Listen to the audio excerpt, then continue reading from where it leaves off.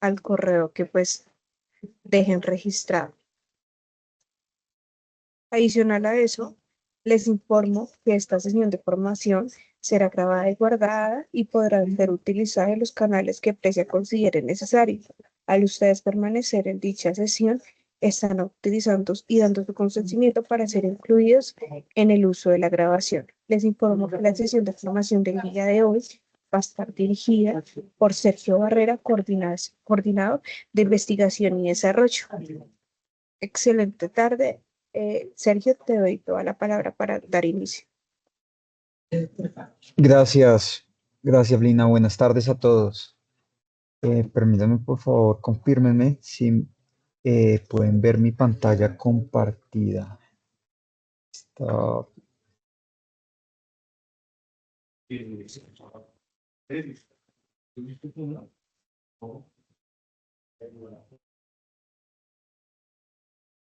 Sí, señor, ya se ve tu pantalla. Listo, muchas gracias. Bueno, bienvenidos a la capacitación de curva swap con diversos colaterales.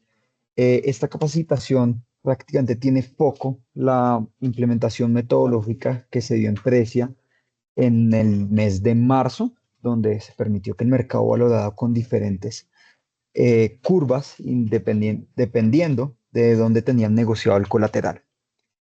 Ahora, bueno, les voy a pedir que si tienen alguna duda, preguntan, por favor interrúmpame porque de pronto no estoy viendo la pantalla, entonces con mucho gusto les puedo atender cualquier duda o cualquier inquietud. En esta presentación, pues bueno, primero no nos vamos a ir a los conceptos de la valoración de lo que es un swap ni la propia valoración del producto, sino que vamos a ver directamente los conceptos básicos de aplicar un colateral y cuál es el costo de valorar adecuadamente esa implicación de ese colateral o no tener. Entonces, en esta presentación va a estar dividida en dos secciones. Primero vamos a hablar de unos conceptos básicos y segundo unos impactos, pero unos impactos ya relacionados de cara a hechos históricos que ocurrieron en la industria sobre este manejo de los colaterales y también destinado a impactos en emplear una curva con un colateral diferente al que se sugiere dependiendo de lo que uno tenga negociado. Entonces, ¿qué es el colateral? El colateral es un activo entregado por una de las partes en un contrato financiero para mitigar el riesgo de contraparte. Entonces, principalmente nosotros tenemos nuestras negociaciones de derivados, muchas veces en el OTC. Y hablo del OTC porque el mayor volumen de negociación de nuestro mercado de derivados colombiano, como lo son los swaps IBR, los forwards, se negocian más en el OTC que en el mercado estandarizado. Dicho esto, y al tener una mayor liquidez en el OTC, hay unas exposiciones al riesgo crediticio. Sobre estas exposiciones al riesgo crediticio es donde ya empiezan a surgir las nuevas cámaras de compensación o las clearing house, donde mitigan ese riesgo crediticio entre las partes del mercado OTC y le exigen a las propias entidades que pongan una garantía o pongan un colateral para poder subsanar ese riesgo crediticio.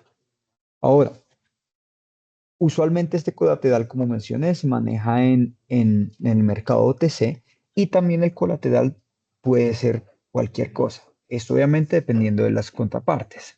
Hay colaterales donde entre las dos partes están definiendo un colateral como por ejemplo establecer un bono, una acción o podemos hablar de flujos efectivos para poder pagar esos colaterales. ¿Cuál es el objetivo del colateral? Como mencioné, minimizar el riesgo de crédito, proteger al receptor frente a una posible insolvencia del emisor. Entonces, es posible que no necesariamente la entidad financiera se quiebre en el momento de pagar su instrumento derivado, sino que simplemente no tiene la liquidez suficiente para pagar ese instrumento derivado y por eso no puede pagar el derivado per se, pues no quiere decir que toda la entidad se quebró. Y ante esto, pues la entidad se declara que no pudo pagar el cupón que le está exigiendo el derivado y por consiguiente el colateral es el que le ayuda a uno a subsanar esto. Y adicionalmente hay un marco muy importante que a veces no se habla tanto y es cuál es el impacto del colateral en las exposiciones o en los cálculos de sensibilidades o exposiciones crediticias que uno tiene ante el ente regulador. Entonces, por ejemplo, la Superintendencia Financiera exige que todos los instrumentos financieros derivados OTC se les registre, que no sean compensados por una cámara, se les registre un cálculo de CVA-DVA. Sobre ese cálculo de CVA-DVA también se deben de incluir los acuerdos de colateral. No necesariamente los colaterales están indexados por medio de las cámaras centrales de compensación. También uno puede establecer colaterales por medio de los CSAs, que ya les voy a decir qué es eso, que son acuerdos mutuos entre dos contrapartes sobre cuál va a ser el colateral que está poniendo sobre ese instrumento financiero.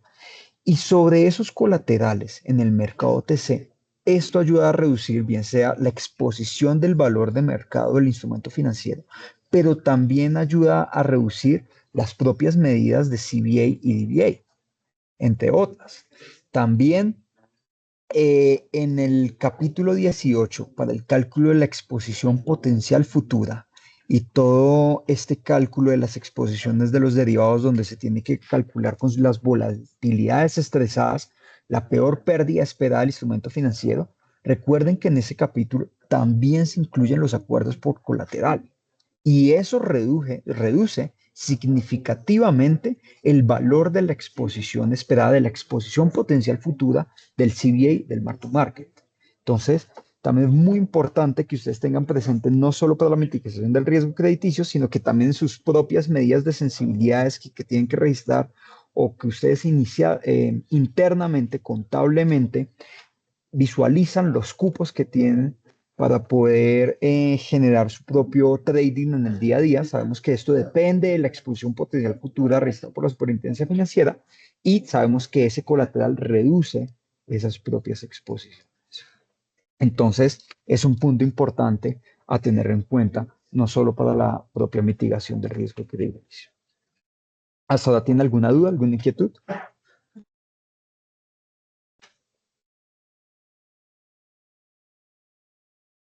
Listo, continuemos.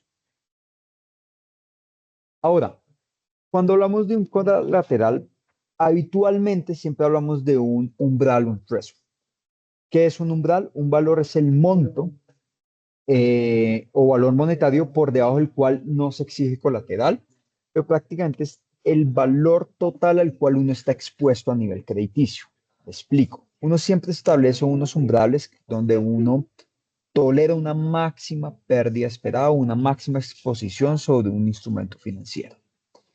Cuando uno se pasa de esa exposición de ese instrumento financiero, uno hace los llamados al margen, tiene que aplicar un colateral. ¿De cuánto es el valor de este colateral? Del exceso que yo tengo sobre mi umbral establecido y el exceso de la propia exposición del instrumento financiero.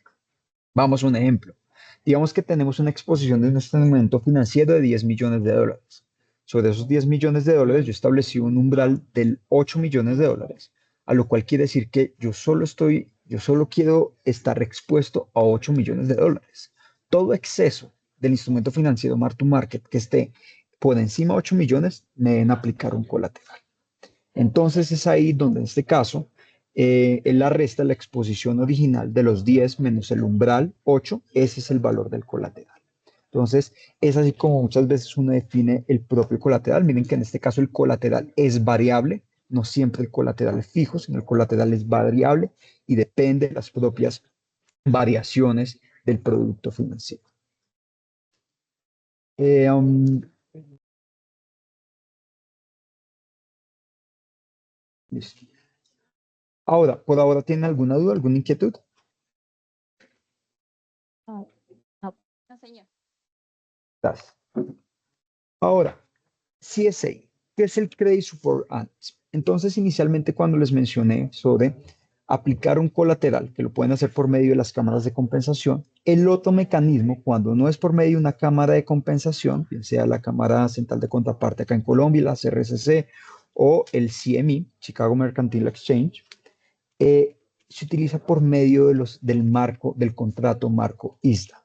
Y recordemos que el ISDA nos define todas las instancias, todas las reglas o en términos regulatorios que uno tiene ante una negociación de un instrumento de derivado financiero. Por consiguiente, en el contrato marco ISDA, obviamente el contrato marco habla de otras situaciones como solución de disputas, temas de liquidación de los cupones, neteo de liquidación, pagos, etcétera, etcétera. Pero adicionalmente hay un anexo, que es el Credit Support Annex, que establece cuáles son las condiciones en las cuales se va a intercambiar el colateral. Entonces, en el CSA, cuando se negocian, por ejemplo, también ya llevémoslo a un marco más local acá en Colombia. La Asobancaria tiene un contrato marco. En el contrato marco de Asobancaria también, lo más seguro es que hay un anexo que también establece cuáles serían los acuerdos de colateral sobre ese instrumento financiero que se está negociando.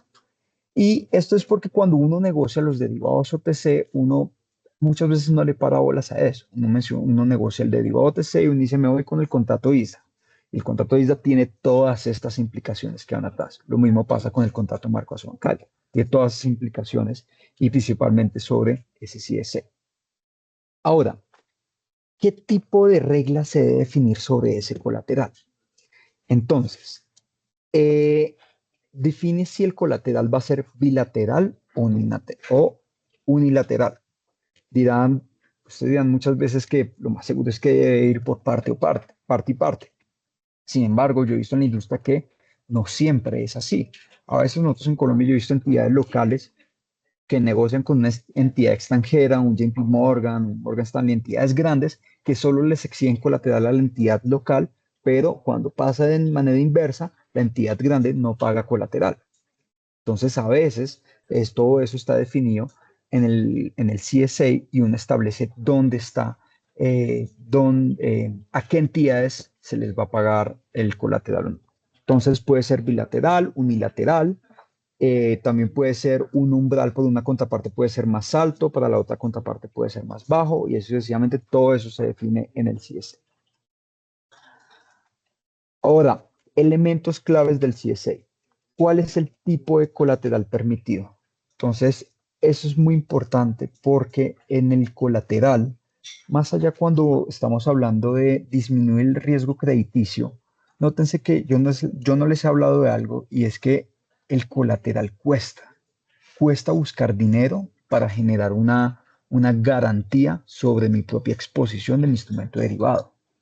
Cuesta tener que ir al mercado de bonos para poderlos poner como colateral, acciones, cash, efectivo en otra moneda, todo eso cuesta. Entonces, por eso se tiene que especificar el tipo de colateral, la moneda del colateral y adicionalmente la remuneración del colateral. Yo creo que este tercer punto es el más importante. ¿Por qué la remuneración? Porque el valor del dinero en el tiempo, como ustedes bien saben en finanzas, es diferente. ¿Y qué sucede cuando yo estoy aplicando un colateral el día de hoy? Digamos que yo valoro mi swap y mi swap me da una valoración de $5 millones hoy mark to market. Un swap, negociamos, digamos que sea software contra tasa fija, pues son $5 millones de pérdida. Resulta que el umbral me decía que el umbral estaba en $4 millones. Entonces solo tengo que poner 1 millón de colateral. Entonces yo pongo ese millón de colateral que estoy perdiendo en este mark to market y se lo entrego a mi contraparte. Viene el día siguiente. Al día siguiente las condiciones del instrumento financiero cambiaron. Entonces resulta que ahora bajó el valor, digamos que ahora está menos 2 millones de pesos, 2 millones de dólares, positivo para mí, y cambian las condiciones del colateral. Digamos que ahí yo le voy a exigir un colateral a mi contraparte. En el momento que yo se le exijo, me tienen que primero pagar el nuevo colateral, pero devolver el colateral que yo pagué antes. Y como el colateral que yo pagué antes fue de ayer a hoy, el dinero de ayer es diferente al de hoy. Entonces, ese colateral causa intereses relacionados a una tasa overnight que va a ser desde el día anterior al día de hoy. Entonces, es aquí donde está el truco, o no el truco, sino la situación que convierte complejo este tema de aplicar un colateral. No sé qué ahora estoy hablando, primero les dije, el colateral cuesta. Y ahora les estoy diciendo además, el colateral tiene intereses asociados. Entonces, por consiguiente, sobre esos propios intereses, hay que levantar dinero para poder pagar esos intereses indexados al colateral. Entonces, ya verán hacia dónde voy. Hay un costo de fondeo, de fondear el propio colateral. ¿Esto cómo impacta mi propio derivado? ¿Qué pasa con mi derivado que tengo indexado IBR tasa fija con colateral peso y otro con colateral dólar? ¿Realmente son diferentes? ¿Qué está sucediendo ahí? Entonces, ya les voy a responder esas preguntas. ¿Hasta ahora tienen alguna duda, alguna inquietud?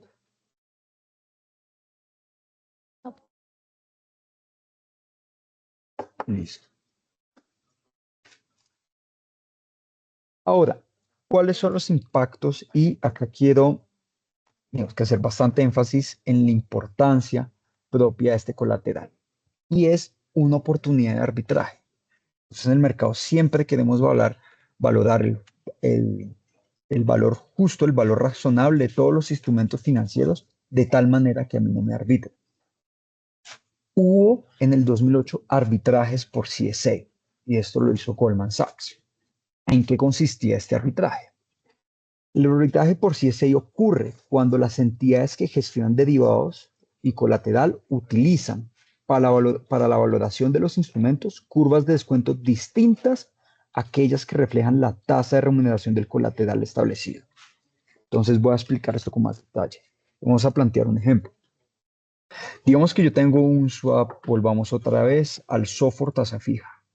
En este swap SOFR tasa fija, yo tengo que establecer cuánto vale hoy ese mark to market de ese SOFR tasa fija. Resulta que ese SOFR tasa fija yo utilicé una curva, perdón, me corrijo, no quiero hablar del SOFR tasa fija, vayamos directamente a lo que sucedió en el arbitraje, que era LIBOR tasa fija, cuando antes existía la LIBOR. Cuando existía la LIBOR se hacía un swap LIBOR tasa fija y valoraba el instrumento financiero donde utilizaba curvas para descontar todos mis flujos, utilizaba la curva LIBOR. ¿Por qué la LIBOR? Porque se decía que las entidades se fondeaban a LIBOR, buscaban LIBOR, entonces el costo de fondeo era LIBOR, entonces pues el costo de oportunidad, que es un factor de descuento, estaba indexado a la propia LIBOR. Entonces valoraban su swap de LIBOR tasa fija con una curva cero cupón de LIBOR. Ahora, ¿qué sucede? Resulta que cuando yo llevaba ese instrumento financiero a una cámara de compensación, exigían o aplicaba un CSA, el CSA exigía rentabilidad del colateral y lo rentaba a Fed Funds. Él era la tasa overnight, en ese momento el benchmark Y de la amor, tasa hay corta en descuento. dólares.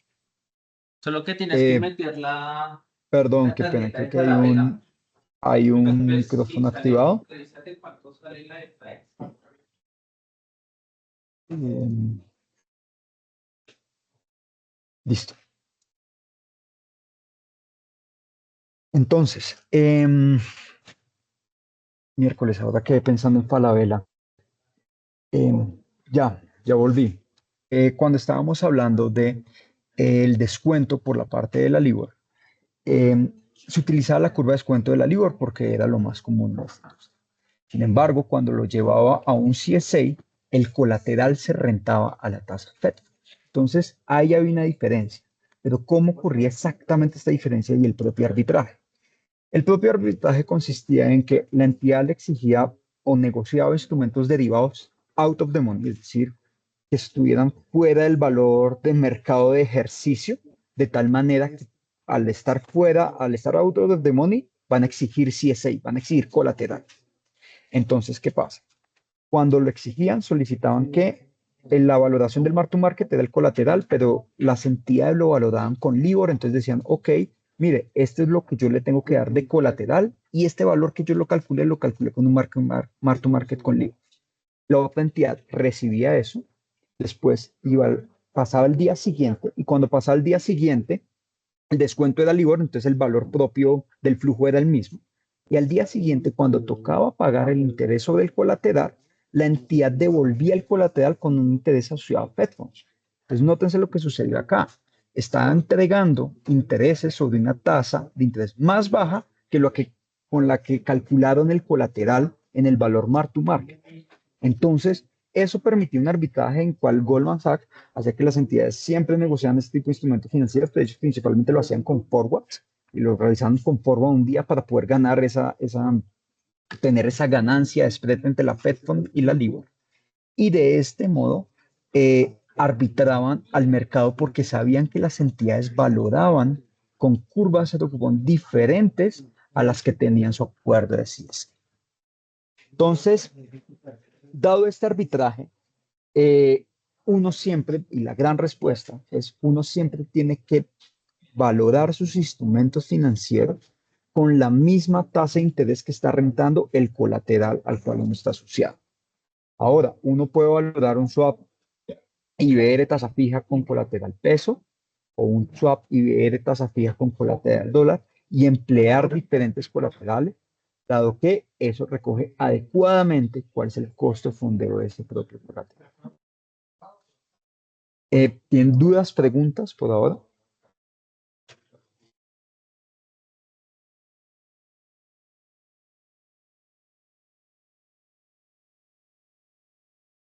Listo.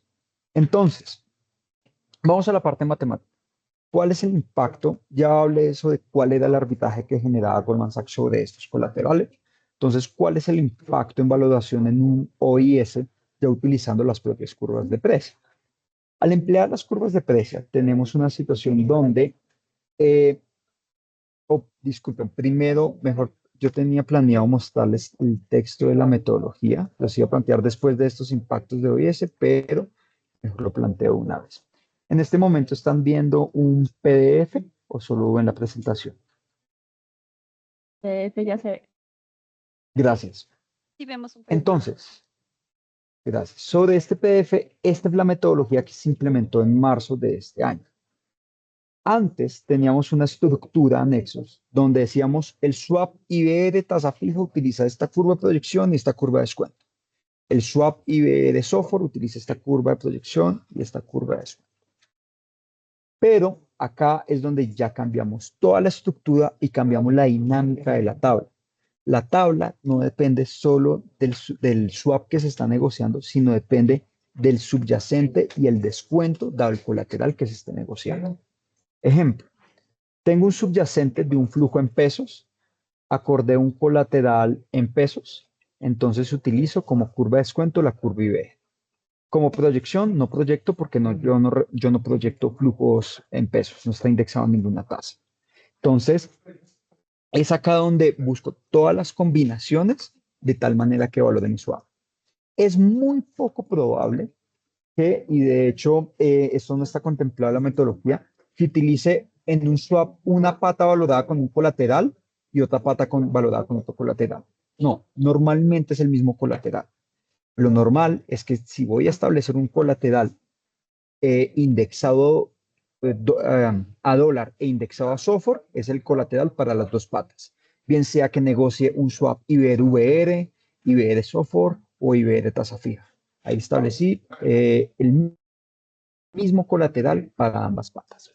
Entonces, de esta manera, si yo tengo, por ejemplo, un swap que es COP contra IBR, se valoraría en el tema de el colateral, si está en USD, se utiliza la curva COP colateral USD, que es la curva utilizada para el descuento de flujos en pesos colateralizados dólar, y en la parte de la proyección utilizaría una curva IBR colateral USD. Entonces, es acá donde toda la dinámica y todo el manejo de estas curvas y proyecciones cambia totalmente. Ahora, volviendo a nuestra presentación. ¿Cuál es el impacto principal? Pues si yo tengo un OIS, esta es la fórmula de valoración de un OIS-IBR. Por un lado tenemos la pata fija, que es la sumatoria de la tasa fija negociada por su factor de descuento, que en este caso es IBR, este es colateral peso, por un delta tiempo, que simplemente vuelve efectivo este flujo nominal, menos la sumatoria de un FRA IBR por su factor de descuento IBR por su delta E. Ahora, ¿qué pasa si el colateral es INSD? Si el colateral cambia a USD, ahora nótense el propio descuento.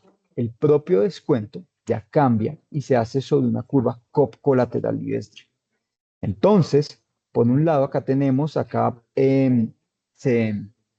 se tuvo una simplificación matemática donde se tuvieron las dos patas. Entonces, por consiguiente, tenemos en la parte izquierda un swap IBR con colateral peso y en la parte derecha un swap IBR colateral dólar, donde los flujos, la valoración de la sumatoria de todos los flujos traído valor presente es diferente, dado que utilizo un descuento diferente. ¿Y por qué este descuento es diferente? ¿Por qué el descuento del colateral USD es diferente al descuento del colateral peso? descuento que está acá es una curva que está construida con base en el costo de fondeo de buscar dólares para pagar mis pesos. Ahora les voy a hablar un poco más, ahorita les hablo un poco más en detalle cómo construimos esas curvas, pero principalmente es otra curva que tiene en cuenta de hecho tiene en cuenta otras variables de mercado. La propia curva con colateral peso solo tiene en cuenta su propia información de negociación del IBR, mientras que las curvas que están negociadas con colateral dólar tienen en cuenta, ya sea si estoy hablando de pesos y dólares, tienen que ahí implícitamente estoy buscando un costo de fondeo buscar dólares, entonces tiene implícito un mercado de FX, tiene otras variables. Les voy a explicar más en detalle eso. Pero esto sobre los impactos de los OIS. Ahora, adicionalmente sobre los impactos OIS, tenemos los impactos de los cross-currency swaps. Igualmente acá tengo un swap IBR contra SOFR, donde tengo la parte de la IBR más su basis por su factor de descuento.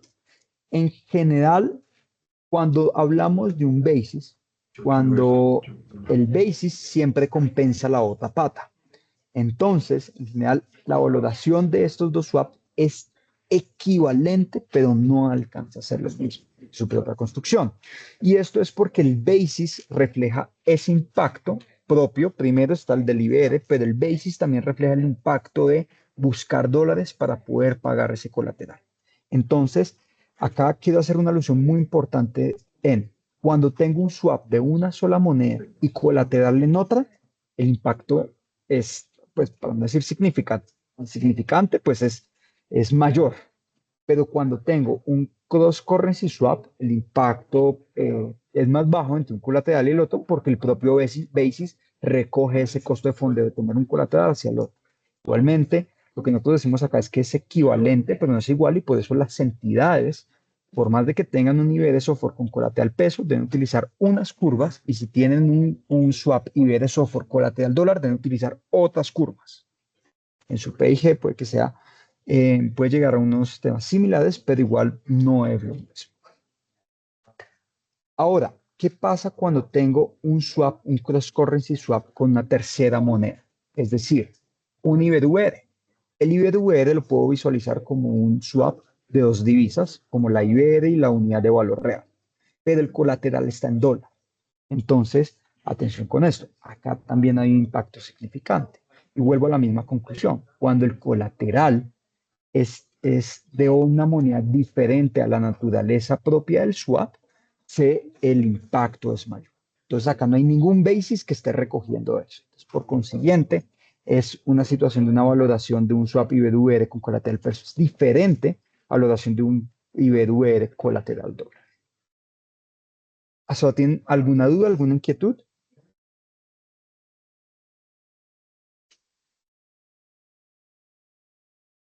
Perfecto. Entonces, ¿cómo se construyen las curvas?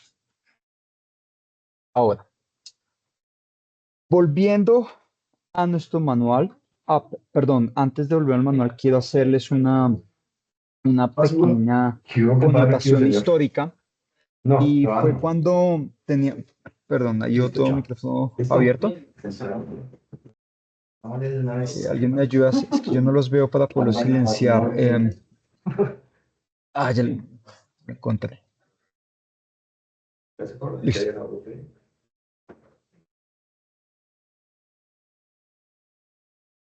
Así es.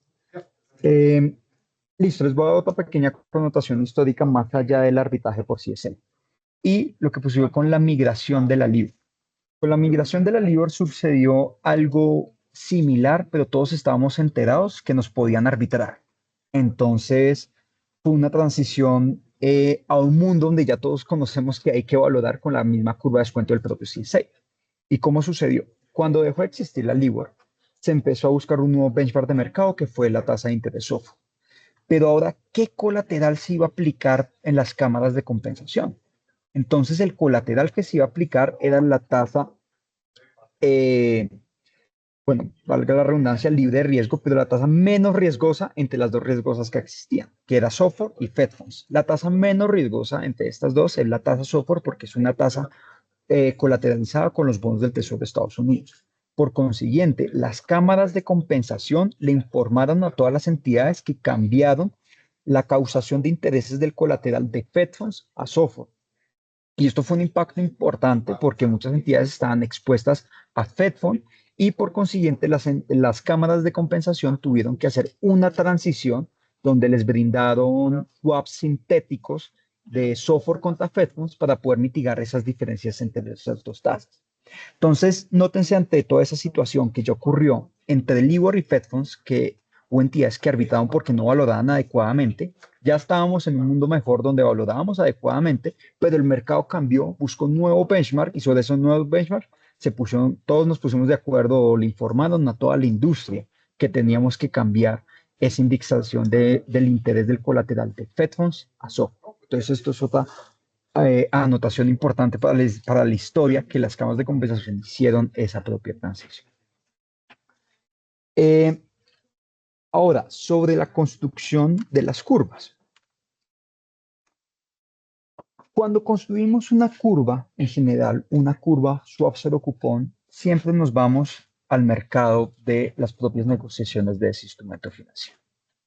Entonces, si yo quiero construir una curva, por ejemplo, una curva SOFR, una curva USD, miro derivados de indexados a la SOFR, bien sea futuros de un mes, futuro de 3 meses, e inclusive swaps SOFR contra tasa fija en USD. Y sobre toda esa negociación, yo extraigo una curva cero cupón. Así se construyen las curvas cero cupón de derivados. ¿Qué pasa cuando construyo una curva cero cupón de derivados colateralizada? Con este mismo ejercicio que yo les acabo de mencionar, que es para construir una curva SOFR, busco futuros de SOFR, eso ya es mercado estandarizado, y busco swaps de SOFR contra tasa fija, tengo que buscar que lo que se está negociando en esa tasa fija contra SOFR, realmente qué está detrás de esa negociación. A lo que voy es realmente qué CSA tiene en cuenta ese instrumento financiero. Porque uno puede negociar un colateral del CSA de cualquier colateral, va a decir algo muy loco, criptomoneda, un colateral de criptomoneda, muy poco probable, pero uno puede hacer muchas cosas sobre ese CSA, pero no es lo más común y no lo que está en el mercado.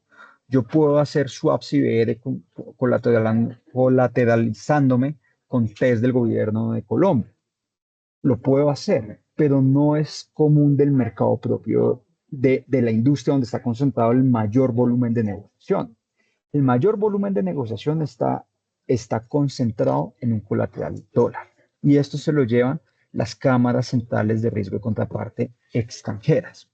Y esto precisamente a qué voy con todo esto. Cuando yo negocio el swap SOFR tasa fija USD, lo más seguro es que lo van a compensar por el CME. Entonces, si las curvas de descuento dependen del flujo del colateral, les pregunto, ¿la tasa de negociación depende del colateral?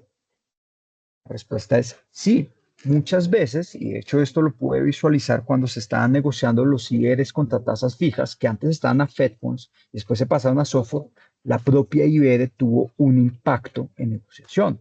Se tiene en cuenta ese costo de colateral en la tasa par negociada. Por más de que uno quiera proyectar el indicador, en algunas ocasiones en esas proyecciones de indicador también está recogiendo el colateral al cual se está poniendo ese instrumento financiero.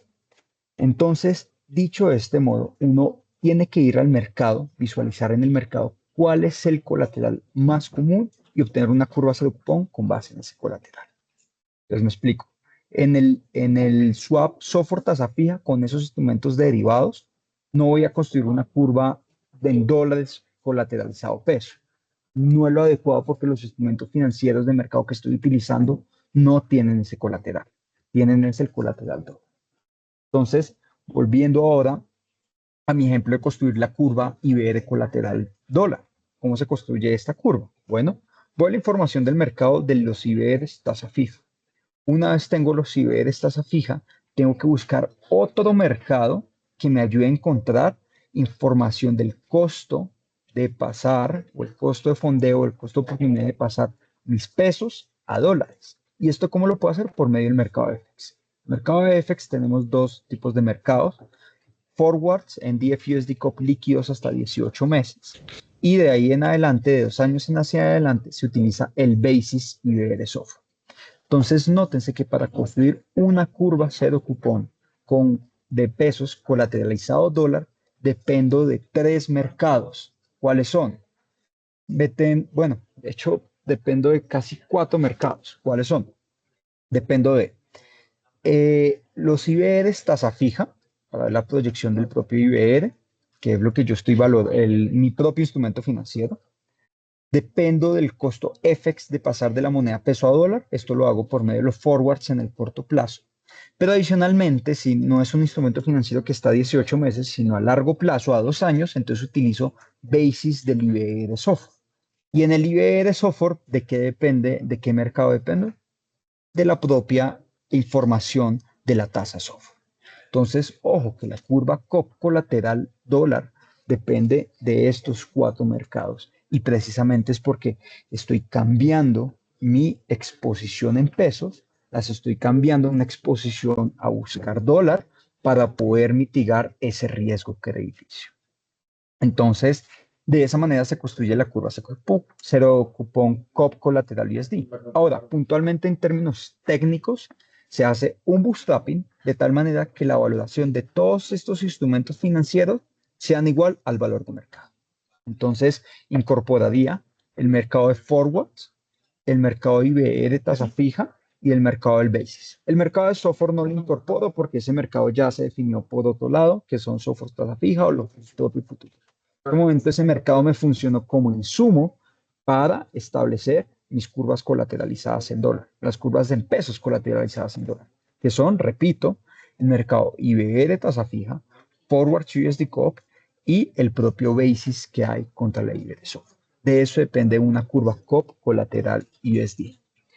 Este ejercicio que les acabo de mencionar se puede extrapolar a los diferentes mercados y por eso acá ya hablamos de una rama diferente. Por ejemplo, en software puede haber colateral euros, en euros hablamos de STER, la propia tasa STER que tenemos acá, EONIA, Euribor, JPY. Pero principalmente todos manejan la misma coyuntura que yo les acabo de mencionar. Tenemos el producto financiero en una moneda y tengo que utilizar una curva de fondeo que contemple pasar de esa moneda a la otra moneda para poder pagar ese propio colateral. ¿Eso tienen alguna duda? ¿Alguna inquietud? ¿Es claro?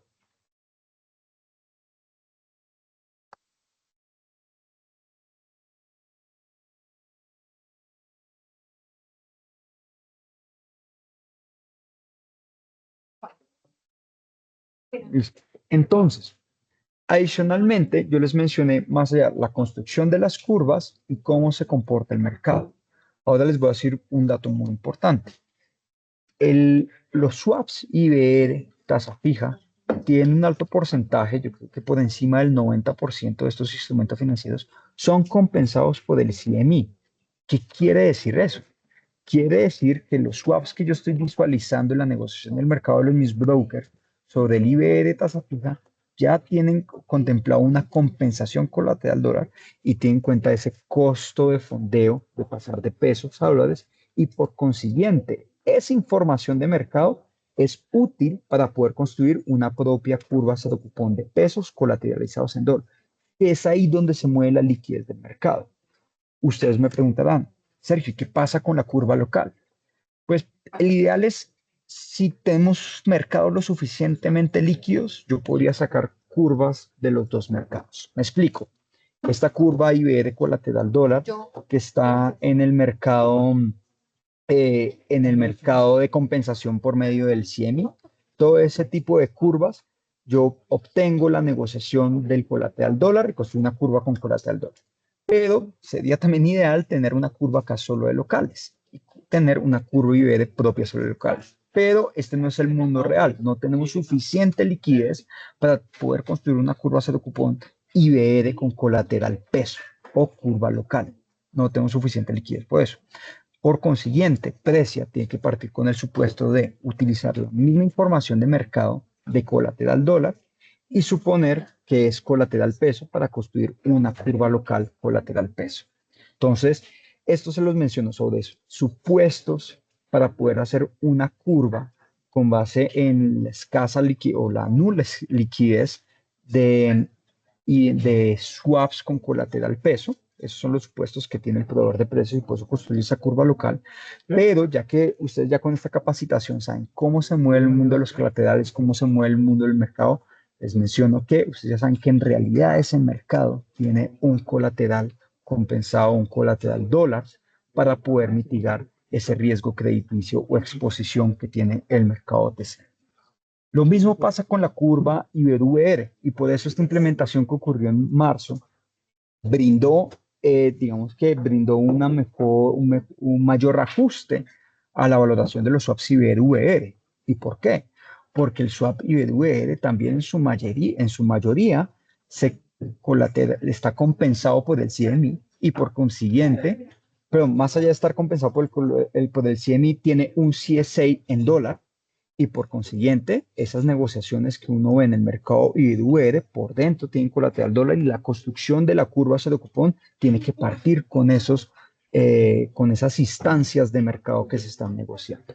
Entonces, de este modo, esta curva, digamos, por acá está, cuando tengo subyacente VR, ojo, cuando tengo colateral en dólar, debo emplear una curva VR-UD. ¿Qué quiere decir eso? Una curva de rentabilidad de VR con un colateral US Estados Unidos. Las convenciones que tenemos acá normalmente manejan siempre las tres primeras siglas la moneda y las últimas dos siglas manejan lo que llamamos la jurisdicción o el colateral puesto. Entonces estos son VRs en US en Estados Unidos, que es lo mismo que VR colateralizada a dólar. Y acá tenemos VR-EU, que son prácticamente VRs colateralizada en euros.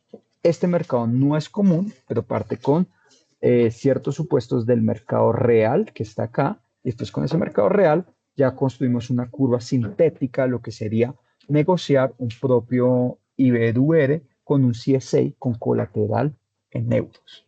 Entonces, la metodología más allá de recoger el comportamiento del mercado adecuado, donde está indexado el propio colateral, también está dando la oportunidad que los clientes utilicen el CSA que se les ocurra y Precia por eso construye curvas sintéticas de cómo sería esa curva de construcción con base en en esos otros acuerdos de CSA con una moneda no convencional diferente a la convencional. Entonces, esta metodología se implementó en marzo y por consiguiente todas las entidades financieras deben aplicar este uso de las curvas para aplicar adecuadamente el colateral y que pues otras entidades no los arbitren exigiéndoles colaterales sobre un valor mark to market diferente al que ellos calcularon. ¿No? ¿Dudas, preguntas, inquietudes?